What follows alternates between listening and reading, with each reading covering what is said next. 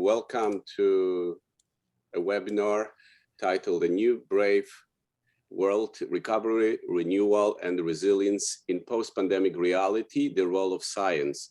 Let me especially welcome our panelists and the moderator, and of course, all attendees. Let me briefly also introduce our panelists. So again, thank you for joining us and finding a moment on both sides of the Atlantic. So let me start with Professor Malgorzata Kossowska, Professor of Psychology, Head of this Social Psychology Unit and Center of Social Cognitive Studies at the Institute of Psychology at the Jagiellonian University in Krakow, Poland. Arie Kruglanski, Distinguished University Professor of Psychology at the University of Maryland, Fellow of the American Psychological Association and the American Psychological Society. Professor Jan Kubik, Professor in the Department of Political Science at Rutgers University and a Professor of Slavonic and East European Studies at University College London. And our moderator today, Professor Piotr Klodkowski, Professor at the Center for Comparative Studies of Civilizations at the Jagiellonian University, a former diplomat and the Ambassador of Poland to India. So without any further ado, let me give the floor to Professor Klodkowski. Thank you very much indeed, Mr. President. So good afternoon and good evening. Well, because there is a time difference of 6 hours. I want to tell you that a couple of months ago, when we were thinking about the title of our webinar, I suggested that maybe we should use the phrase post-pandemic reality. Unfortunately, well, the reality is much more complicated nowadays. We are living in the pandemic reality. So yes, the reality surrounding us is changing very swiftly. And definitely we need to adapt to changing realities, which might be very painful.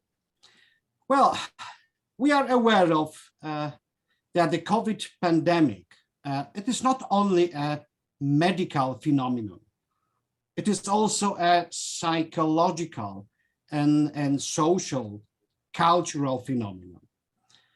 Well, how has it affected society as a whole? In America, in Poland, in many European countries? And what do you think? Which segments of our societies have been hit the most? So who might be the most vulnerable victim of the COVID pandemic?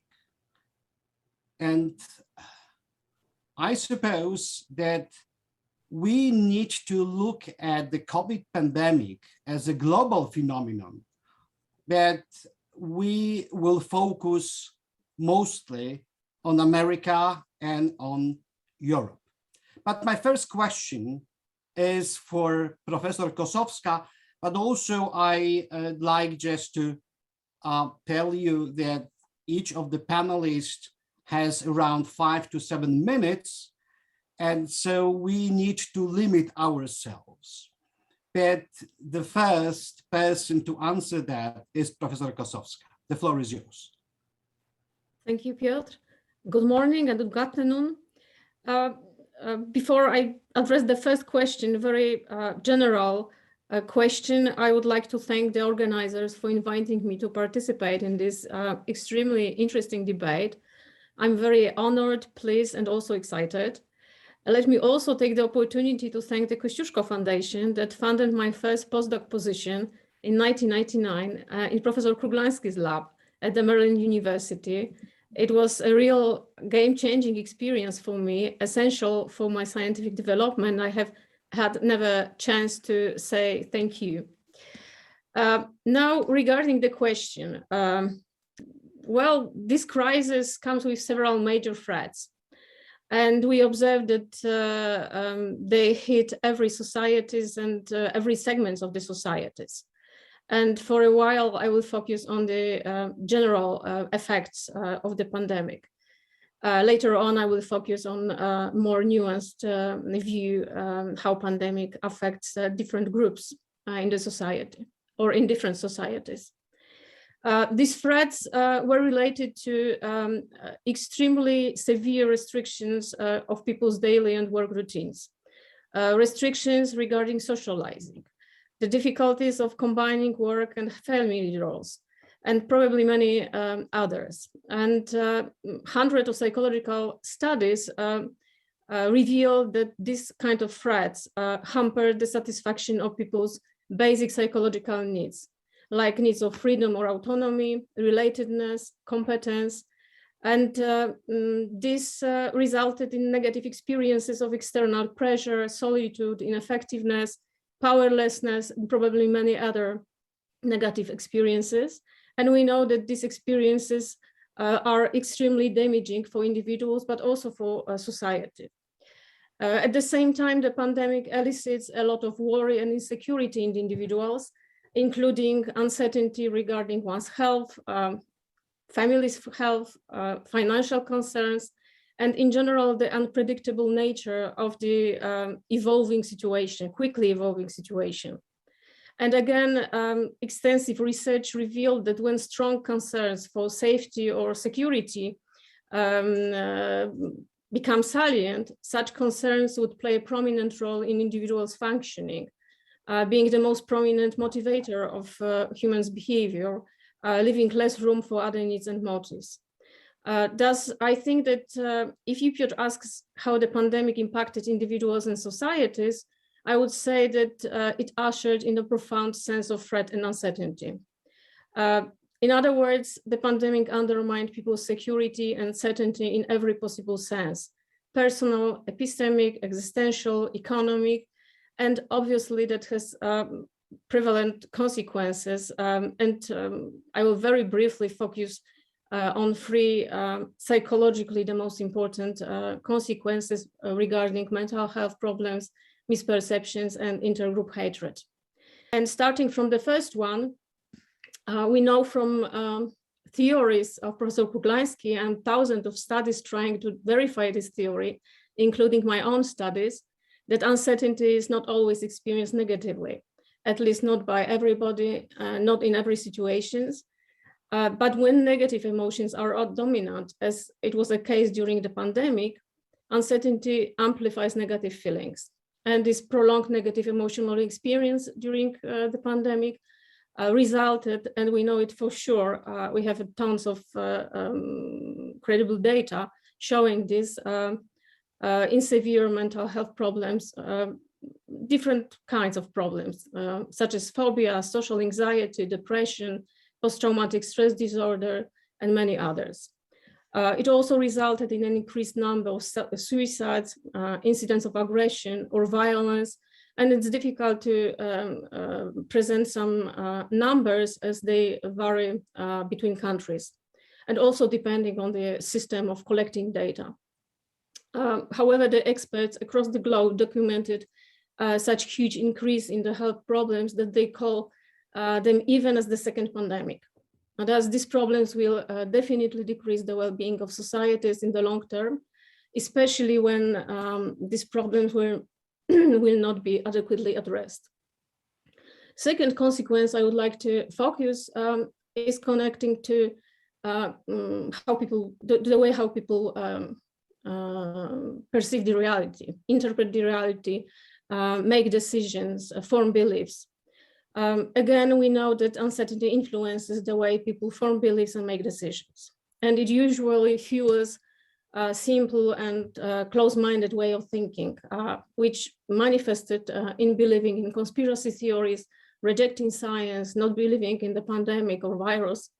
And obviously it resulted in embracing the wrong advice and rejecting public health guidance, including vaccination.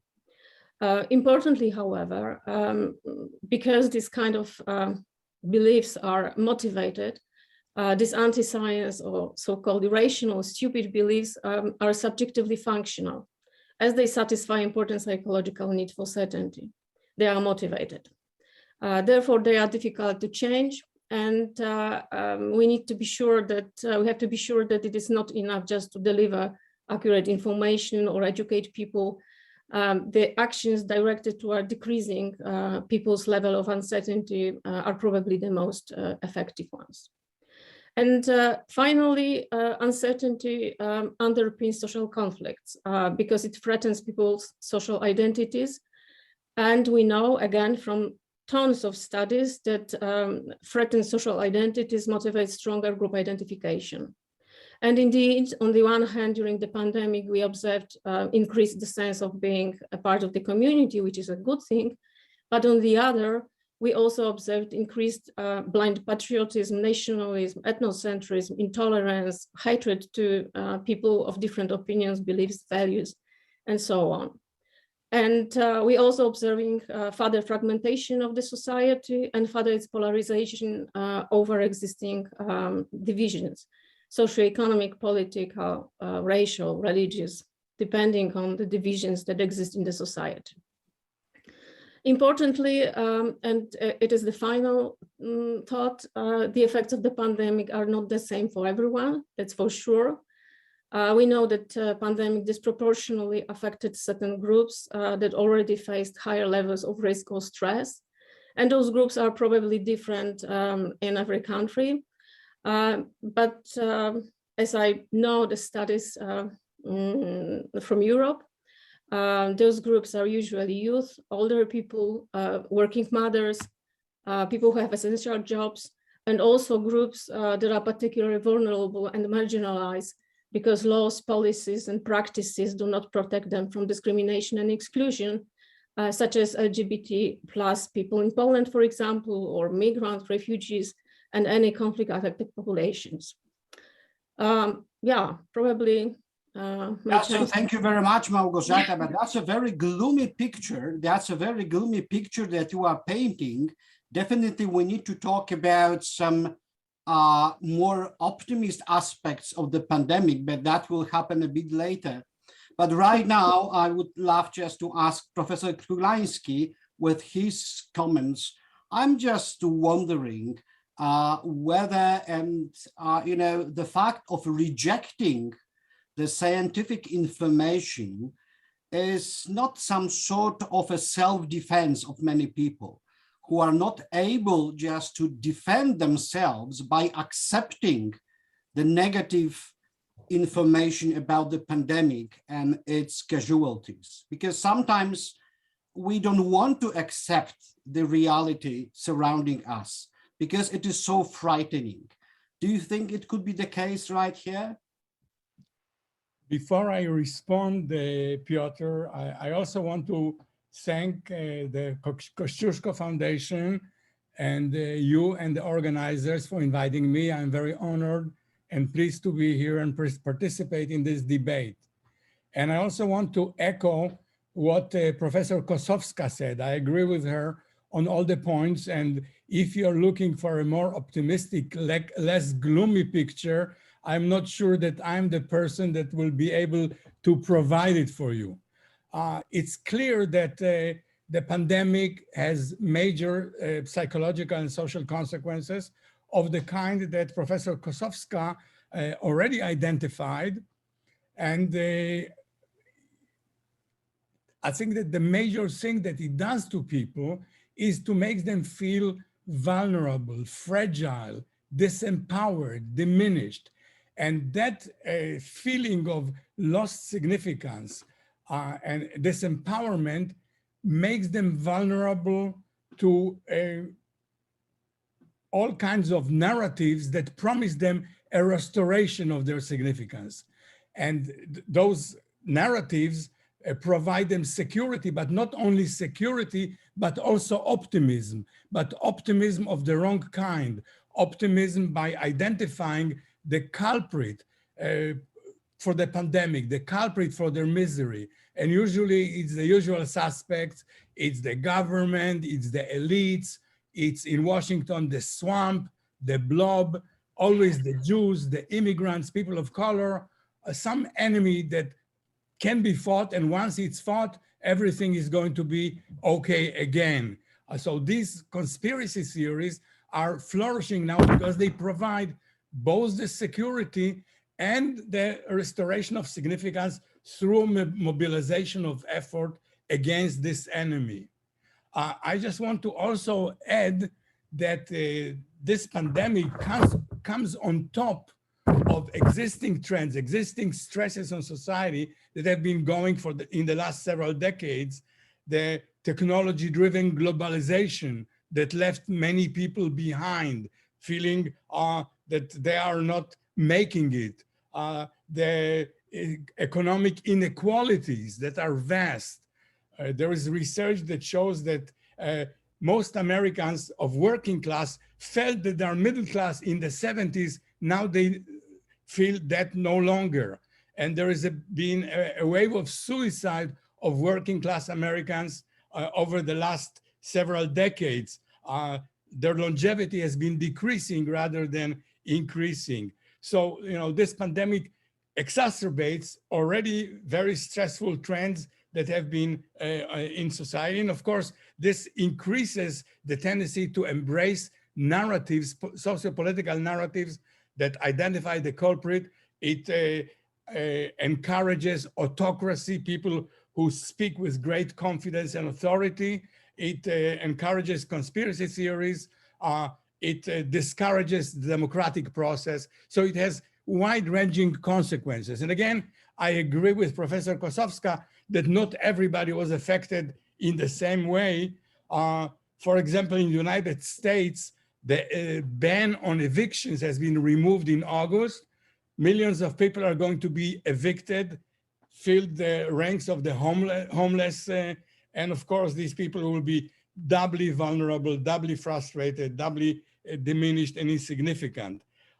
So these are very troubling trends that the pandemic contributed to. Now, to your question, whether people are likely to reject the bad news, yes, I think that this process is motivated to the extent that they can say that the pandemic is a hoax, that the trouble is not as bad as it's been painted, that it's the pharmaceutical industry or the government that tries to intimidate the people and take away their freedom. These are very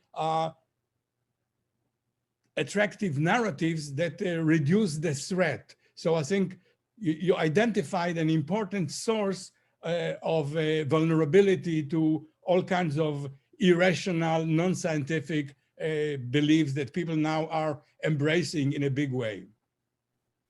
So thank you very much. But sometimes I tend to think that what about those people just who have been vaccinated? They also decided to have a booster and suddenly they got infected once again.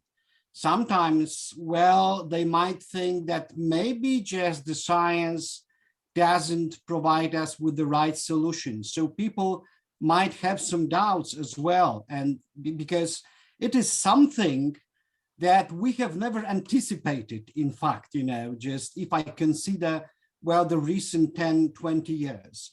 Also, on purpose, just we used this famous phrase, a new brave world. Of course, we are referring to Aldous Huxley's famous book. It is some sort of a dystopia that nowadays we are witnessing. And of course, I'd love to ask Professor Kubik, do you think that, well, we might be living nowadays in a world that has been, well, some sort of a materialization of a dystopian view once presented by Aldous Huxley? In a way, it is some sort of a myth that was, quite well ingrained in our cultural life. What do you think, Professor Kubik? And thank you so much for inviting me, the Kościuszko Foundation, and I am honored also to be in this company. I will talk about all those issues we raised and the questions you asked from the point of view of someone who studies the intersection of politics and culture. I have 4 basic observations. Some of them are very close to what has been already said. The first thing is that I am really interested, and I've been working for a while now on polarization, cultural, political, social, particularly cultural, I suppose. And the question is, can democracy function in a polarized environment? And it seems that the research shows that increased polarization makes the functioning of democracy extremely difficult, if not impossible. All of this is, of course, related to the wave of populism, particularly right-wing populism, that spreads around the world, well, maybe around from the 2008, the moment of serious crisis, but it's hard to date it precisely. The pandemic hit many societies in the middle of something that is increasingly called a culture war. So these polarized societies in many dimensions are now experiencing or have to deal with something that appears on the scene in about early 1920. But this process of polarizing has much longer roots. So what happens is that the response and people's behavior is refracted through a cultural prism. Since culture in so many ways is connected to politics, this is, you can say, simply an ideological split. And the amount of data that we have on this is absolutely overwhelming. I would just give you some numbers.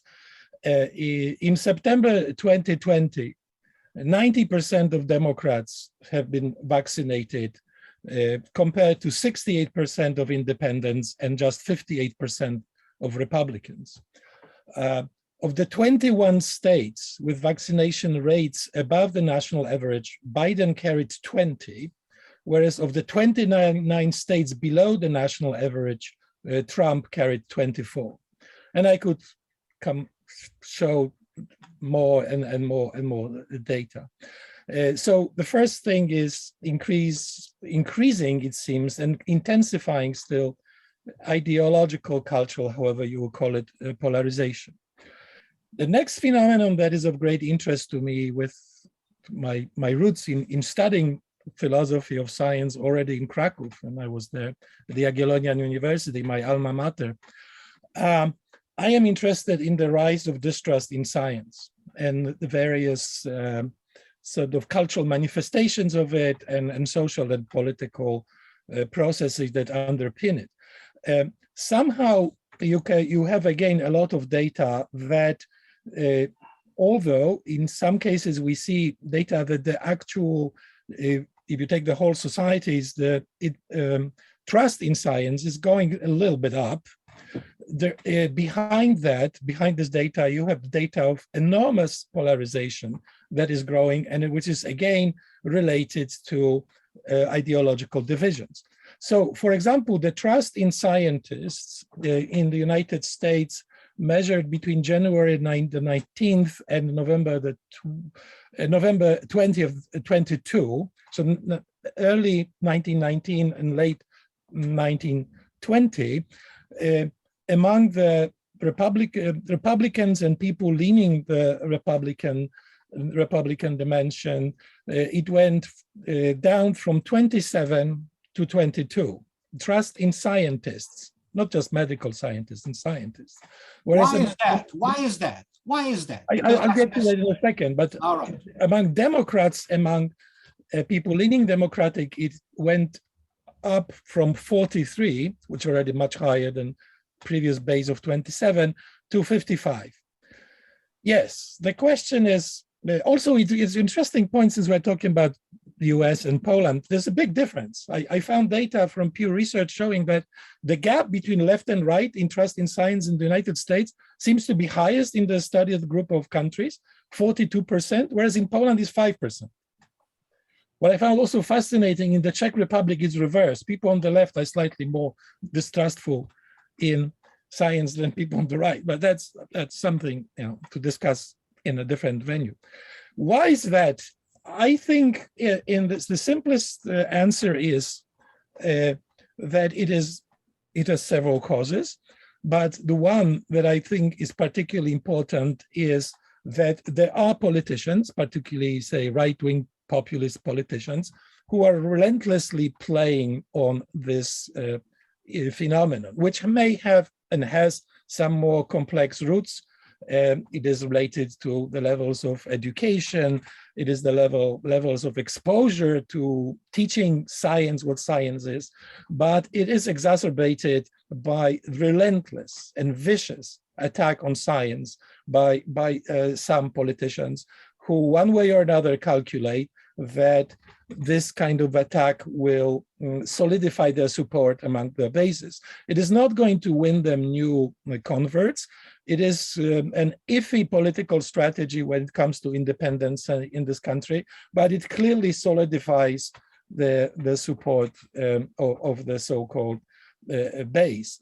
The problem is, and though this was already precisely rather discussed by my predecessors, is that in the moments of uncertainty and high anxiety, people need to have their emotions taken care of. And this kind of politics, ideology based on mythological rather than scientific thinking, as many studies show, is addressing emotions rather than reason. So it gives people some level of comfort to immerse themselves in those mythological stories that give them certainty. People crave certainty. Science, and this is something that is dismally poorly taught, is not about certainty. Science is constantly about challenging whatever hypothesis we may have with data and trying to figure out the better way of thinking about something. So that what you mentioned earlier, that people get upset when they hear that, well, I got the booster and I still got COVID. Well, there's a perfectly good already scientific explanation for that. And people who would listen and pay attention and who would not be told, do not trust science, they would know that. And maybe the level of anxiety would go down. But that's a few points I wanted to make. The final point about the most vulnerable groups, it was already mentioned, and there's a number of categories.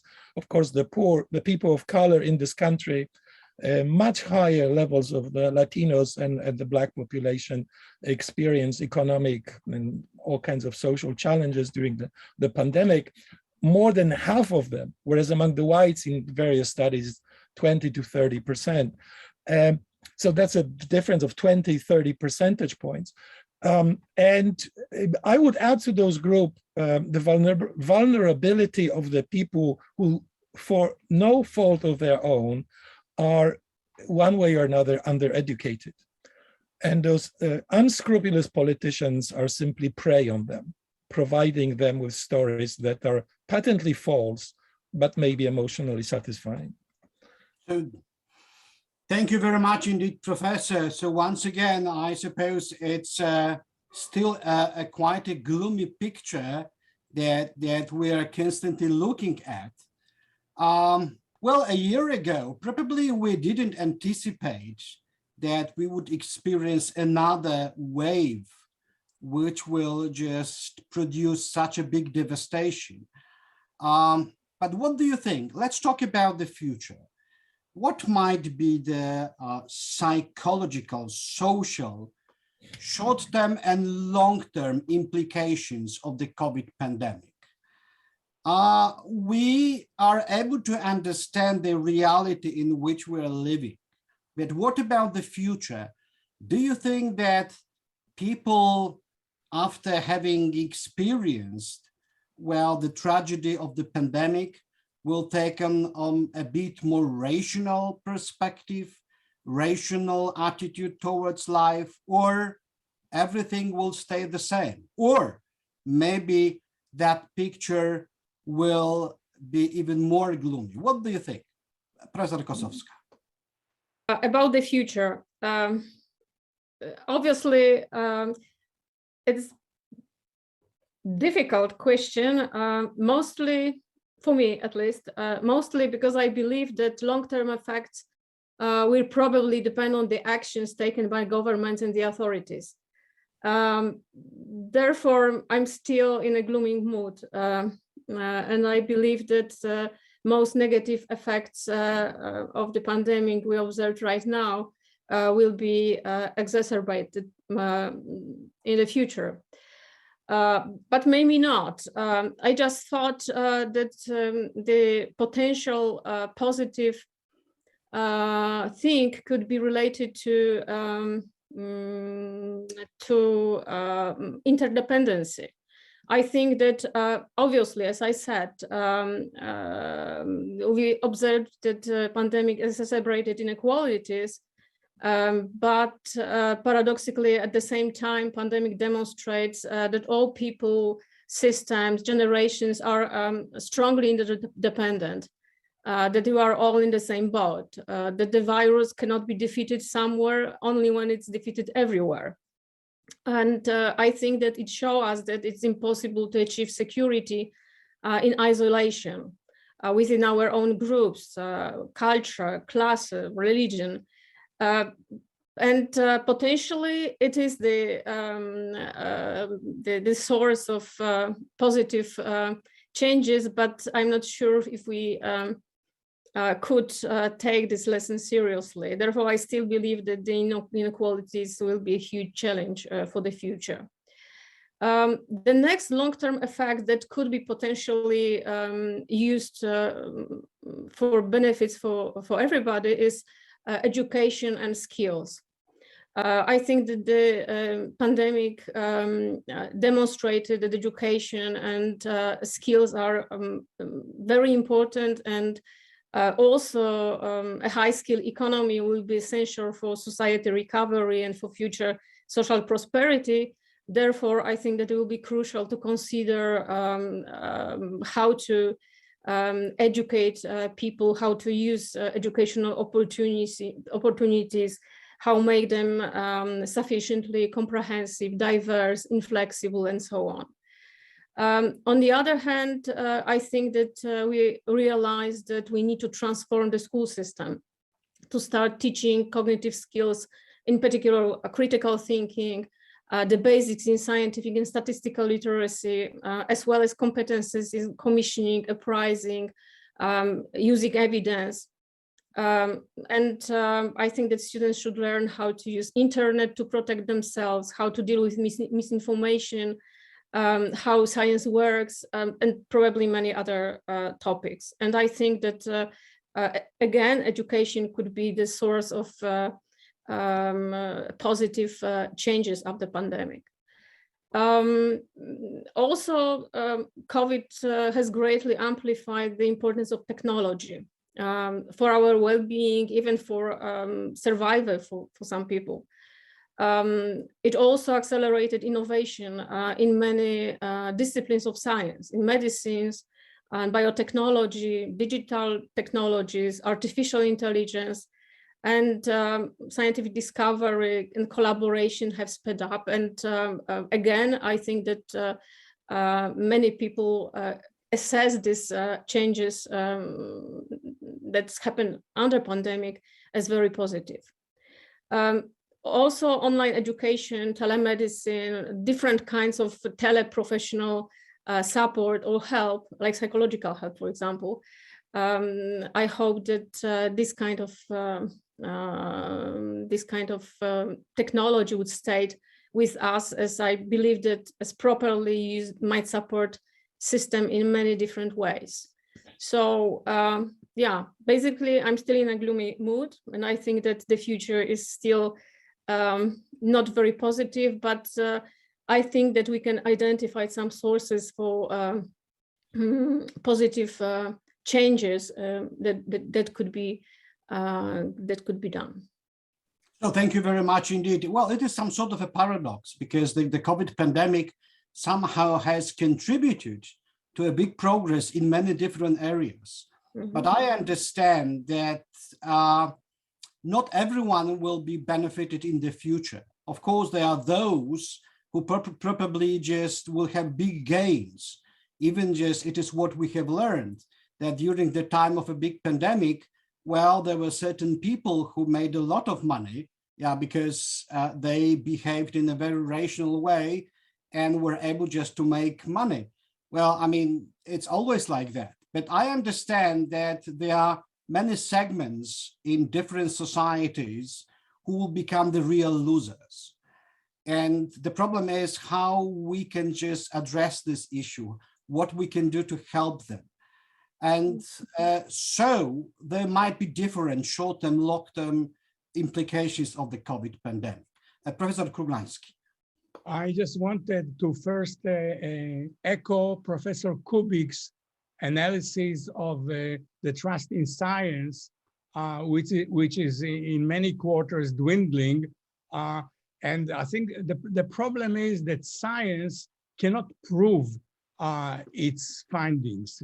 Science, as the philosopher Popper and others have argued, is a process of conjectures and refutations. It's guesses, and it doesn't always work. Sometimes it's a trial and error, and therefore it's vulnerable to the accusation that it's not working. People may not believe the evidence, and therefore it can be manipulated by politicians, unscrupulous politicians that want to use it to their own advantage. And I think, you know, the decline in trust in science parallels the decline in trust in other societal institutions that has been observed over the last decades.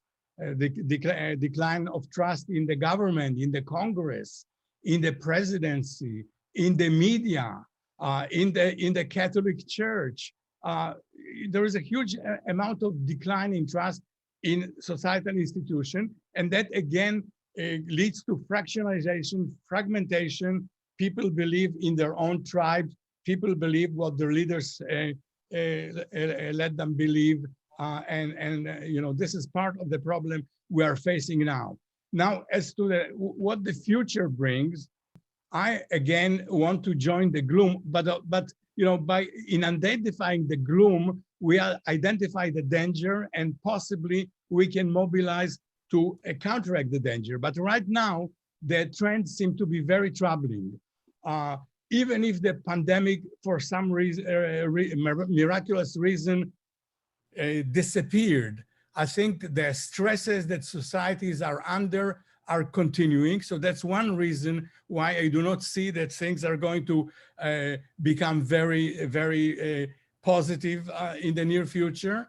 And secondly, that once the genie is out of the bottle, once the conspiracy theories are rampant, once the politicians see the power that human misery gives them, it's very difficult to reverse the process. I want to remind ourselves that it took the devastation of Second World War to remove from power the megalomaniacal autocrats like Hitler, Mussolini, or Hirohito in Japan. It took that kind of devastation to teach people a lesson.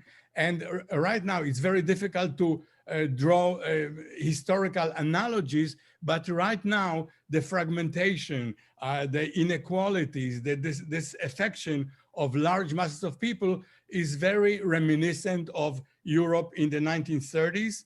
And you know, we've got to be on guard lest this disintegration of societies, this decline of democracy is not taking over. So do you think that, well, the pandemic somehow contributes to weakening the system of democracy, or it's not so relevant? I think it is by increasing the strains. By the way, I also want to address Professor Kossowska's comment about education.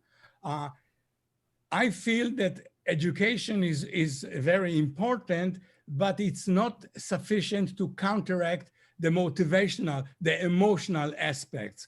I definitely agree. There are many people who are very well educated and they are still believing in the conspiracy theories, or better yet, they believe because it gives them the power to mobilize the political votes and gain ascendancy and so forth. So I think that education in and of itself has to be countered by a massive effort to reduce the economic inequalities, to reduce the disparities, to reduce the kind of suffering that millions of people around the globe are experiencing right now. And that's what is needed, that kind of effort. So thank you very much indeed. Professor Kubik, do you think you are also a bit more pessimist about the future? Maybe, long-term implications of the COVID pandemic might bring some hope for us. What do you think? Yeah, I am pessimistic, I guess, but there are some sources of possible optimism, and I think they simply reside in those of us who will follow the advice that is emerging in our discussion. And, I agree with all those points. And it is not a lost battle between, say, the forces of reason and democracy on the one side, to put it in a somewhat simplistic way, and the forces of authoritarianism and mythology on the other. And again, I completely agree with Professor Klodkowski that this is so, not in all, but in some respects, similar to the 30s. So a few quick observations to add to what has been already said.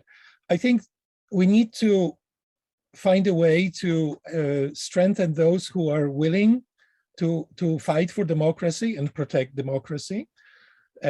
Part of it would be the reduction find a way to reduce polarization, which means we have to find a way to start talking to each other. Because I think that polarization, as I said in the first place, underpins a lot of those processes. So we need to find the solutions together. As Professor Kossowska mentioned, it is possible. There are people who are willing to do that. And of course, there are those who are not, but that's the situation. We have to increase, which has been already said, the scientific literacy in many ways, and I don't want to dwell on this too much, but indeed, it is this uncertainty of science which needs to be taught from the very early age. My wife teaches little kids, gifted and talented kids in low grades of elementary school. They are receptive to any idea you will give them. They are very receptive to ideas of equality, democracy. They want to understand science. They are ready to accept at this age that this is a very specific area of activity which doesn't generally. The hope is here. The hope is here. Well, yes. The hope is here. Well, that's yes, but great. Even, yes, but if they are properly educated, taught, and taken care of course. Another thing is building international networks. With the rise of those right-wing nationalistic parties, which also applies to Poland, you hear about building national science and things like that, which is some kind of a nonsense. It is absolutely clear that you benefit enormously from international networks, and you heard it at the beginning. Professor Kossowska working with Professor Kruglanski, and this is tons of examples.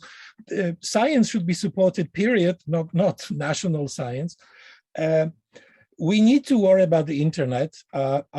Yes, obviously, I don't want to repeat this many now interventions in this discussion, that it's a tool and it can be used for good or bad. But we need to figure out how to limit its very bad influences and those infamous silos in which people lock themselves into.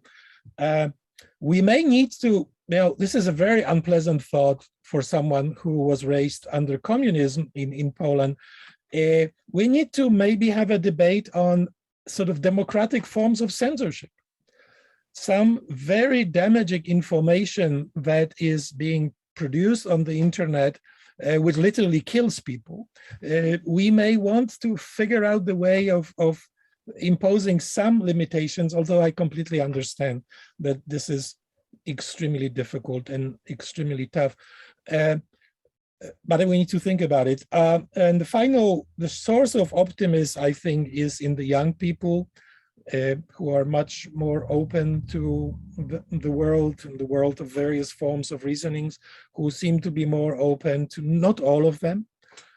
There is a very dangerous gap between young women who are more open, who tend to be more open and say vote more liberal democratic versus young men who sometimes and increasingly are less educated. I think we should attend to this problem also in order to make sure that this young generation will somehow take over and improve those things that are in many ways so messed up at the moment. So thank you very much indeed, Professor. But right now, I want to ask you a very practical question, because that's the global issue, to vaccinate or not to vaccinate. And that is the question. Even just probably whenever you talk to your friends, to the members of your family, probably just you'll identify the person who is very close to your heart, who refuses to get vaccinated. Of course, there might be different arguments used to support his or her decision not to get vaccinated. But of course, it does have very serious implications for all of us. But my question is whether it is mostly a personal decision, or is that decision determined by culture in which we were born and educated, or the political system? Because I'm a bit confused whenever I talk to people who I suppose share the same ideas, the same beliefs, that say no to any form of vaccination because they think it is something against their will and it limits, their freedom. I cannot understand that. So that's why I would love to ask professors, Professor Kossowska, what do you think of that? Do you think that there might be more people who refuse to get vaccinated? I have met a lot of them, and many of them are really well-educated people, including medical doctors. So that's not that, well, they don't understand how science works. It is something different that probably we will find hard to understand. Okay, I think that even highly educated people sometimes don't know how science works. That's for sure. Okay, that's another, yeah. Yeah, but obviously, from psychological point of view, there is a complex motivations that drives each person's behavior and decision also regarding vaccination. So behind the refusal to be vaccinated, there is the bunch of motives that we as psychologists working on the motivations know quite well, but basically most of them are neglected in discourse, social discourse, and narratives around that. And obviously, if you look at the surveys, Pew Research or CEBOS in Poland, a first barrier seems to be lack of understanding about the vaccines or misunderstanding the necessity of vaccination. And I know the argument that there is a bunch of sources, credible sources that people can, from which people can get very easily the credible information. The information is easy to find, is comprehensively, but we've been talking about that. Knowledge is also motivational phenomena. And also the massive infodemics makes it hard for people to find trustworthy and reliable guidance. So even if people say, I don't know if it's healthy to get vaccines or not, it not always means that this person needs reliable information. And obviously this infodemic makes it much more complex. But further psychological barriers, I think, comes from the feeling of helplessness in response to the possibility that the pandemic will continue despite vaccination efforts, especially now when the detection of new variants occurs. So it is more related to your question, Piotr, about arguments that need to convince people who got vaccines and are disappointed they are not protected, fully protected. So there is a term, pandemic fatigue, which was obviously very criticized, but from different reasons, from other reasons. I think that this pandemic fatigue phenomena, which reflects low motivation to do anything to overcome the pandemic, could be the one possible motive. Also, other people are aware of the impact of the pandemic, but don't feel personally concerned. The other people have a strong fear of needles. It seems strange, but if you look at scientific results, it seems to be quite important reasons why people do not want to take vaccination. Some people experience visceral discomfort at the idea of getting a vaccination and may perceive the COVID-19 vaccine as an intrusion, contamination, or aggression even. Some people go into denial, that's automatic unconscious reactions that attenuate anxiety. And in the pandemic context, this may be expressed as denial of the seriousness of the diseases, denial of one's own vulnerability to contracting the virus, or even denial of the existence of virus itself, and probably many others. But what is important, and it's more social than psychological, in every society, there are groups that feel more excluded and do not recognize themselves in the official discourse or the norms being proposed in response to the pandemic. We found this motive as extremely important in shaping attitudes toward vaccines. It means that when one feels neither represented nor listened to by the authorities, or when one is criticized by other groups or treated without respect or dignity in the society, this feeling of being rejected are replayed. And therefore, many people who felt that way were less likely to follow the recommendations. And again, we have some data supporting this thesis. They were also more likely to feel better understood by alternative voices. And I'm sure that this is an explanation why almost half of Poles do not follow health recommendations and reject vaccinations. Also, some people are more dependent on the opinions of the closest to them, especially when they do not trust in government sources, health authorities, pharmaceutical industry. So basically low trust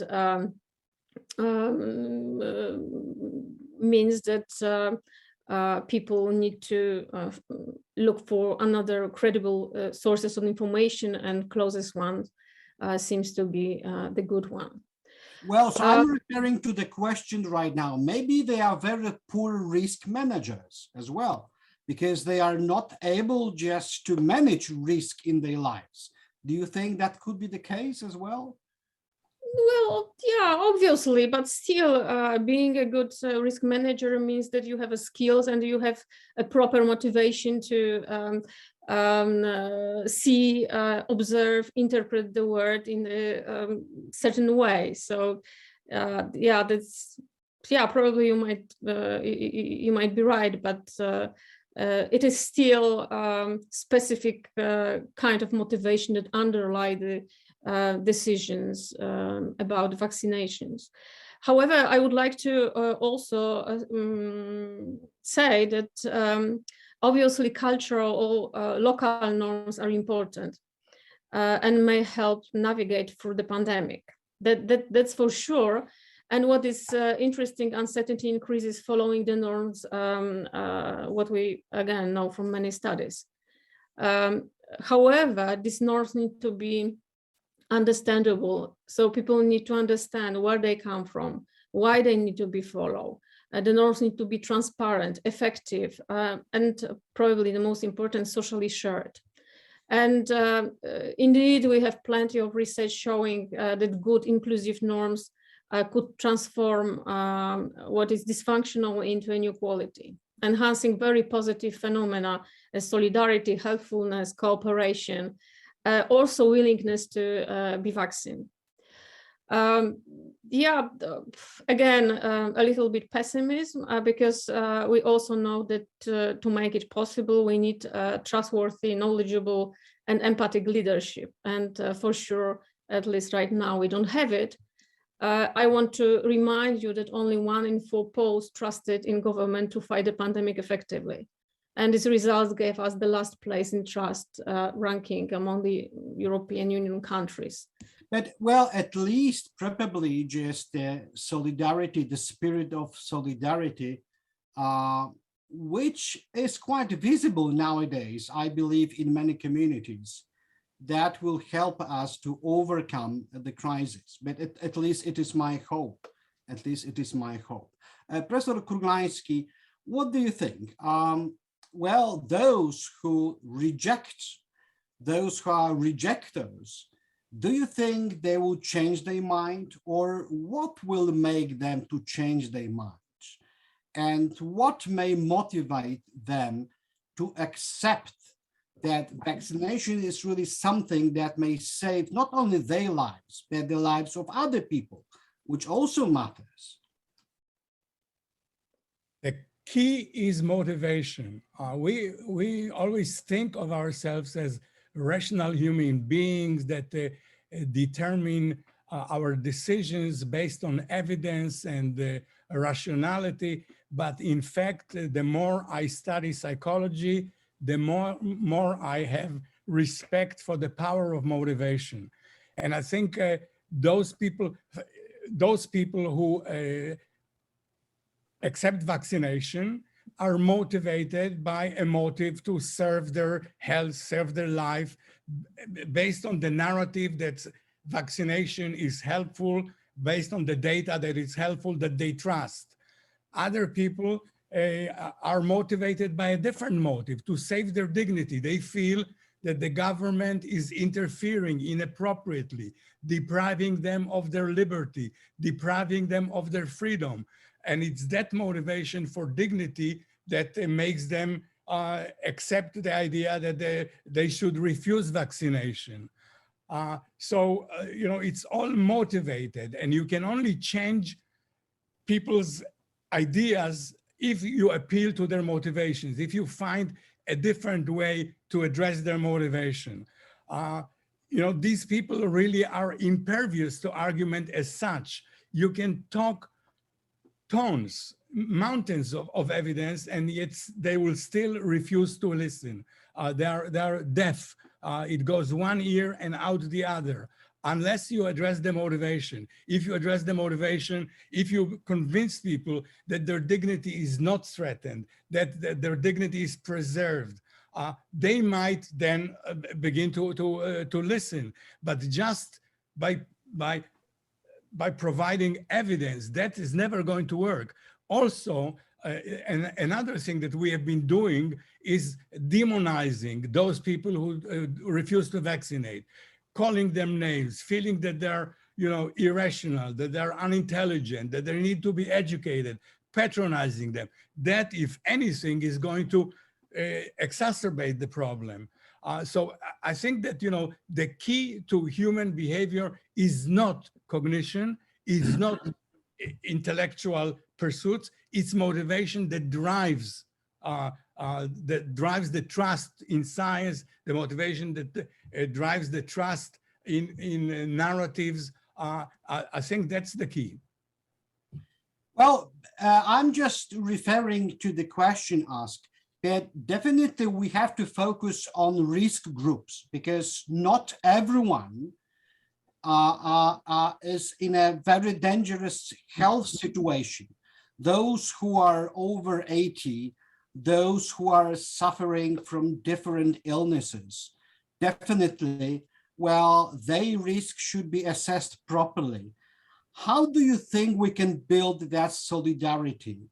How we can build that solidarity which is not patronizing, as you said, those who may become the victims of the COVID pandemic? How can we do that? And how to assess that risk properly? You have to first of all acknowledge their concerns, acknowledge their concern about the limitation of freedom, acknowledge that they have a legitimate motivational worry that they're troubled by, rather than denying that their rationality. So you have to address them in a smart way rather than trying to beat them over the head, something that will only make things worse. So I think, you know, that's the big issue. I think in the future, foreseeable future, it looks like we're going to have to live with some form of a pandemic. I recently read an article by the Fauci group that was written in 2009, and that way before the pandemic. And that article suggested that even now, till this day, we live with variants of the flu virus that produced the 1918 pandemic. So if that's any sign for the future, we're going to live with some variants of the COVID pandemic in years to come. I think that what we need to do is first enforce the science, enforce the database, learn more. There's a lot that we do not know about the waning effectiveness of the vaccines, how it interacts with all kinds of human characteristics. We need to have a genome, a warning system as to when there's an outbreak of pandemic. We need to strengthen the science, and we need to strengthen people's acceptance that science is the better way. And I think we are not doing enough in that regard. We are demonizing those who refuse rather than addressing them smartly. So thank you very much. Professor Kubik is nodding his head. So of course, we need to hear his comments right now. Well, I will try to be short so we can hear some questions perhaps from the audience. But I just want to, in some ways, second the last round of remarks in particular. Since we are under the auspices of the Kościuszko Foundation, I want to invoke the great Polish intellectual philosopher Leszek Kołakowski. Kołakowski wrote a small book called The Presence of Myth. The major message of that book is that we can never escape from mythological thinking. It is not possible. By the way, Karl Popper already mentioned here the same idea. The only thing we can do is to develop what Popper called the second level attitude, which is a critical attitude. So we have to learn how to tell people to take the mythical narratives and look at them somewhat critically, try to think, what if it is not true? What if something else is true, and so on. I will just give you two examples from my own family. So my wife's family, my wife is from North Carolina, is part of the family is very religious, straight Republican voters. We've had tons of discussions. And two things happened. One was the discussion at the moment where they were telling me, my sisters-in-law, particularly one, that she was a creationist and she didn't believe in evolution.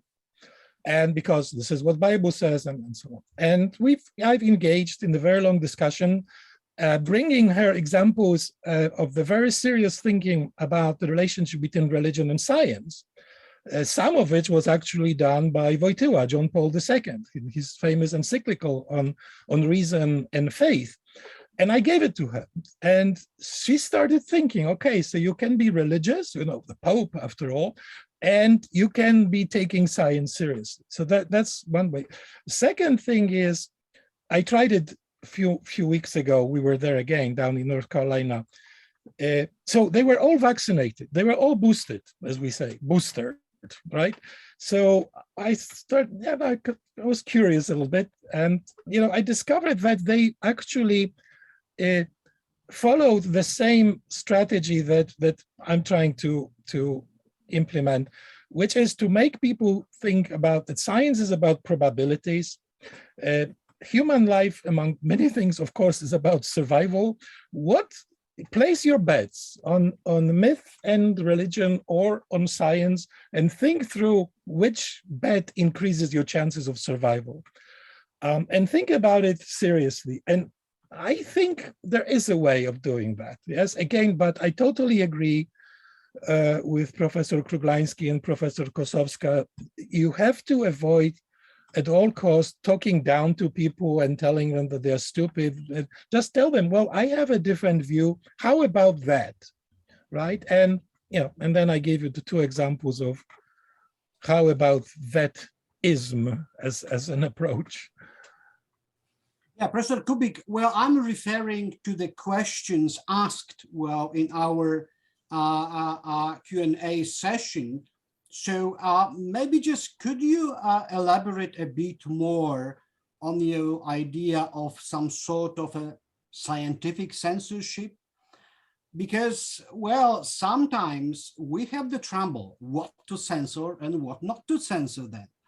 Well, there are, plenty of concepts and ideas which might be considered very extremist, where the people are allowed to propagate these ideas. And then, well, other ideas, which are also considered to be quite extremist, they are banned in the internet. So once we have started censoring this or those ideas, well, that could be the first step to, well, impose censorship on the internet like in China. Well, that's the question, that has been asked. Can you elaborate on that for just a few minutes, please? Yeah, well, that's obviously a very important question, and I'm not saying that I am for censorship, period. I'm just beginning to think about it, and I think two questions are the following. The first one is, who is doing the banning, right? At this point, it is either the, Google or Facebook, who knows, massive debate about who is actually doing that, or the government. Both solutions are wrong. I can imagine some kind of citizen board informed, say, by scientific advisors. It should be advisors, not the people who run the show. And that board will issue, and that's my second point, not total bans, but the sort of an acknowledgement that certain content is simply damaging, dangerous to human life, and it should be published, but with a disclaimer, a clear sort of statement that what is being said here defies everything that is the sort of preponderant view of the scientific community and this sort of democratically elected but non-governmental board of citizens. I know those are very preliminary, perhaps primitive ideas, but I don't think we can leave it and just let it go, because people are dying. Yeah, exactly. But that's one of the most sensitive issues that we'll have just to face in the years to come. So thank you very much. And I'd like to ask you the final question, so to speak. And I'm referring to what Professor Kruglanski has just said. Well, we are not able to anticipate the final end of the COVID pandemic. And probably we'll have to learn how to live, not in the post-pandemic world, but in the pandemic world. And that could be a real, very tough challenge in the years to come. How can we do that, Professor Kossowska? Yeah, well, definitely. And I'd like to say that more than a year ago, our team of Polish Academy of Sciences working on pandemic issues wrote the statement describing possible scenarios for the new year. And definitely one of the scenarios was vision of living with pandemic forever. And yeah, so that wasn't a big surprise what we experience now. And I think that basically it is clear that the new normal doesn't include eradication or elimination of COVID-19. And I think that it's pretty clear that zero COVID strategy seems to be unrealistic.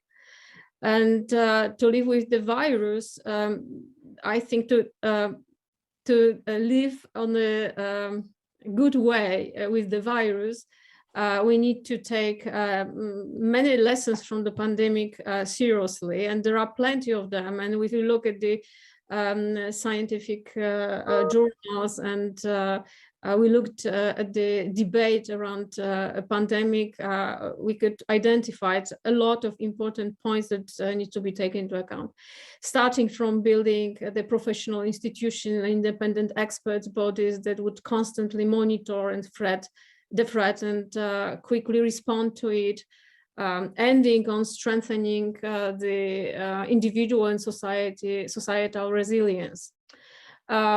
Well, I think that one colossal challenge I see is political polarization and divisiveness, because as that was said before several times, because it reduces policy support, discourage pro-social behavior, increase different forms of nationalism, out-group derogation behaviors, and so on. So I think that the crucial point is to really think what can we do about this polarization, and not only actual polarization, but affective polarization as well.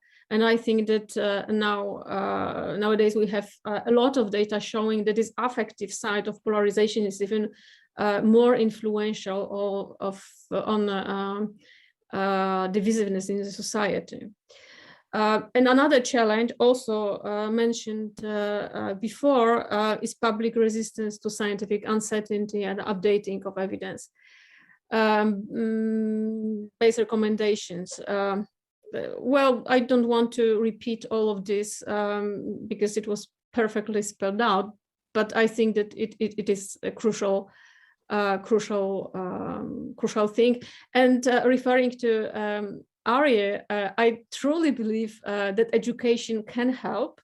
Good education can help, and the reflection on how we should educate people seems to me one of the crucial things for the future.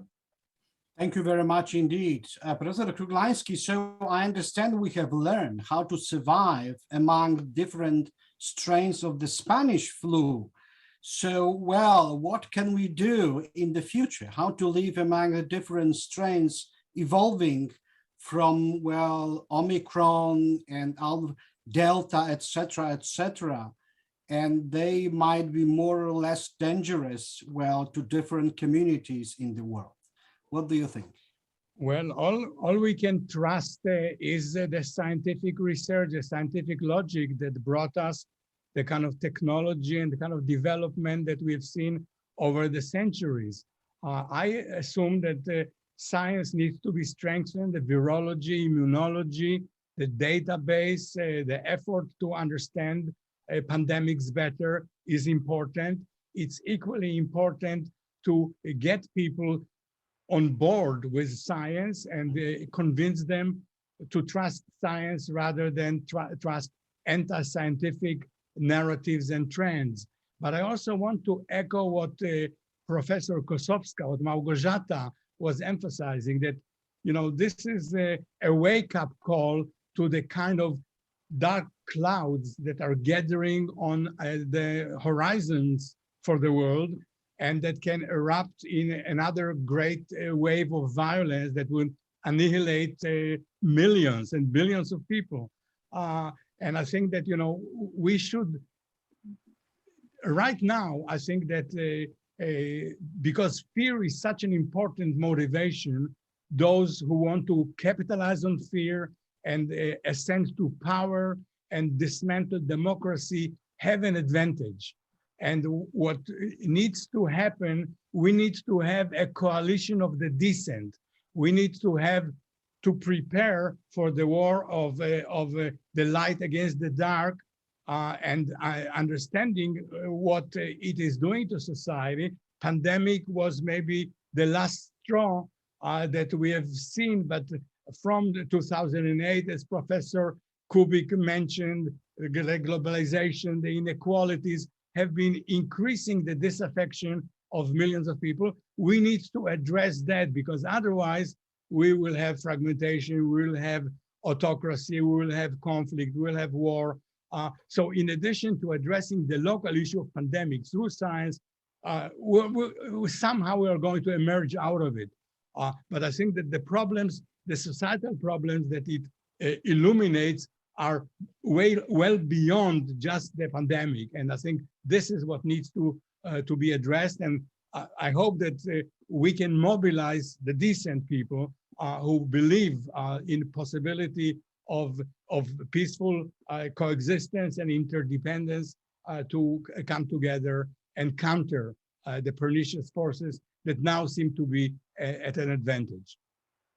So I can feel, well, a big dose of optimism in your words, Professor Kruglanski. Am I correct? Yeah, because we need just to believe in, well, some sort of a global solidarity, which is happening, I suppose, which we can just witness that. And that's a particle of a great optimism for the future. Professor Kubik? I am, my view at the moment is that in the short term, maybe even medium range, we are going to have a rather tough ride. But maybe in the long term, it will get better. When you look at the phenomenon that worries me most and many people, which is the changing climate, this is clearly the issue that demands concerted action of basically everybody on the planet.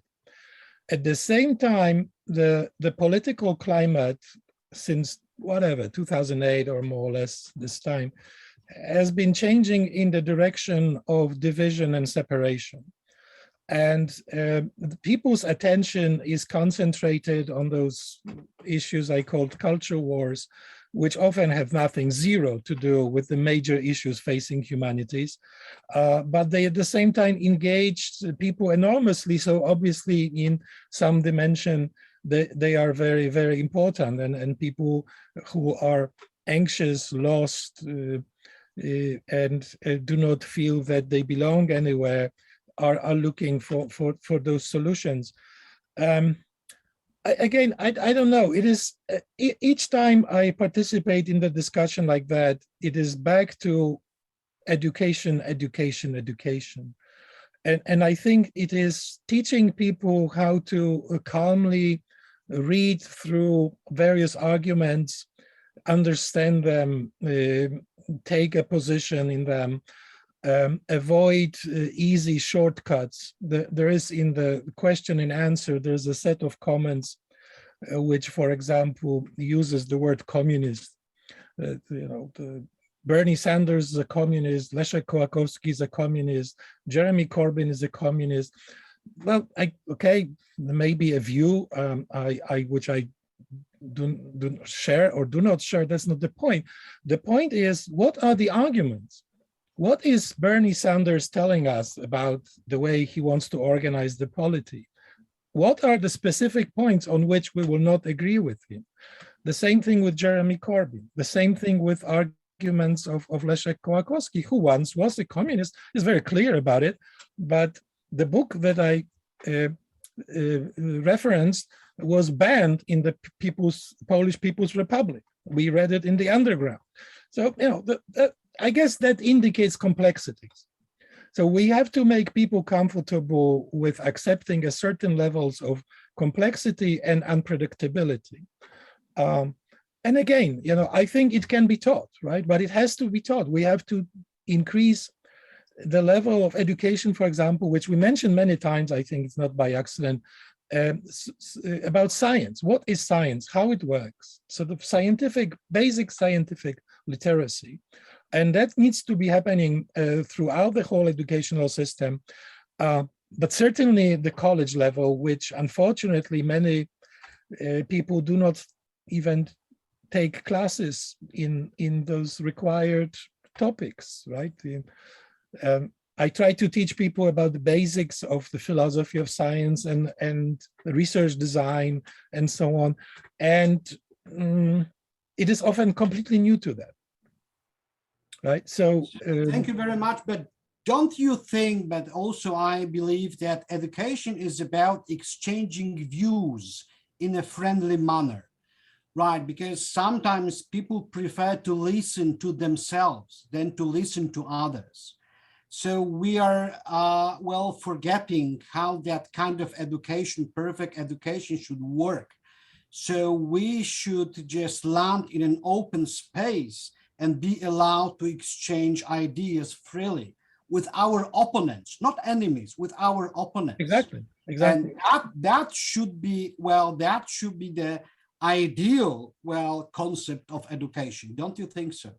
Absolutely, but all the participants must agree to respect the other views and accept the idea that I may be wrong, or I will have to modify my views, or we need to work together to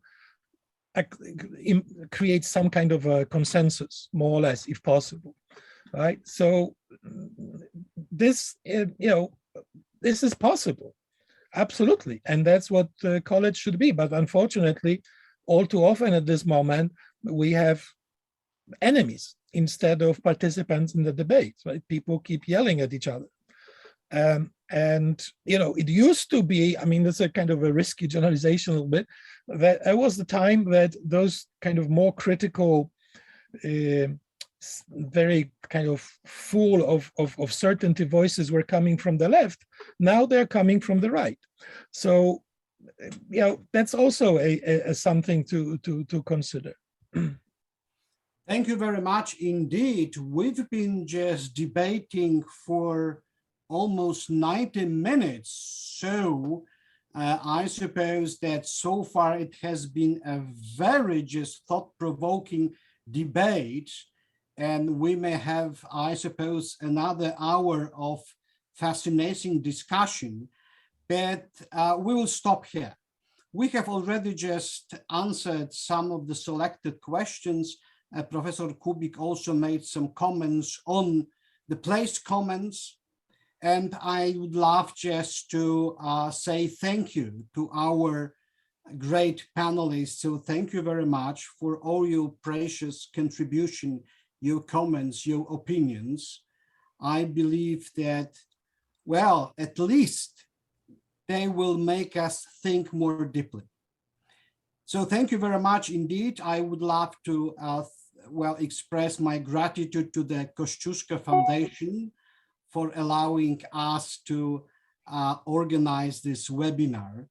And right now, well, after thanking personally the president, Marek Skulimowski, I would love to ask him to present his final remarks, or also just to share maybe just his opinions with us. Marek, the floor is yours. Well, of course, thank you so much for your time and your willingness to participate in this very thought-provoking, as you mentioned, discussion.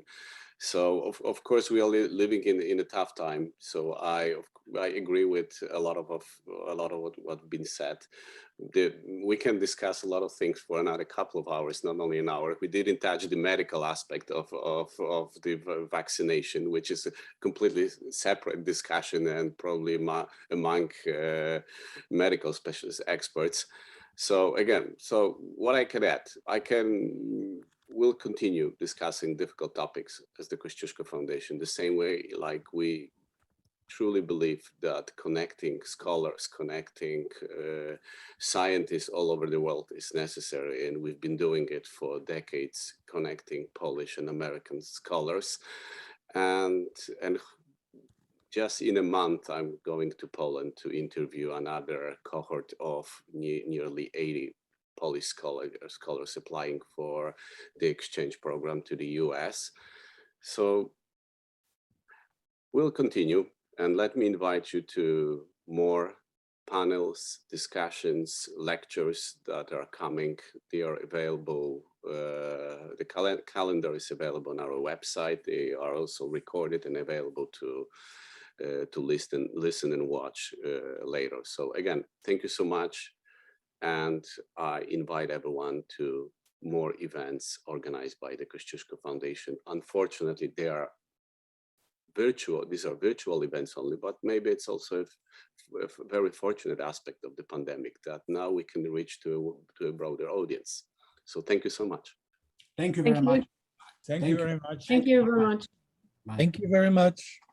Bye-bye. Bye. Thank you. Bye. Bye.